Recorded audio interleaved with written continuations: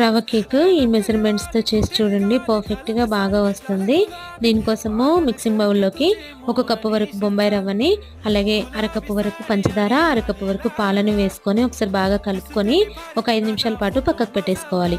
ఈలోపు పంచదార అనేది కరిగిపోతుందండి. ఇప్పుడు దీంట్లోనే పావు కప్పు వరకు కండెన్స్డ్ మిల్క్, ఒక పావు కప్పు ఆయిల్, సన్‌ఫ్లవర్ ఆయిల్ కూడా కలిపేసుకొని ఒకసారి బాగా మిక్స్ చేసేసుకొని, ఒక అరకప్పు వరకు మైదా, కొద్దిగా బేకింగ్ పౌడరు, బేకింగ్ సోడా వీటన్నిటిని వేసేసుకొని బాగా మిక్స్ చేసేసుకొని, దీంట్లో కొద్దిగా ఫ్లేవర్ కోసం వెనిల్లా ఎసెన్స్ వేస్తున్నానండి. ఇది లేకపోతే యాలకుల పొడైనా వేసేసుకోవచ్చనమాట.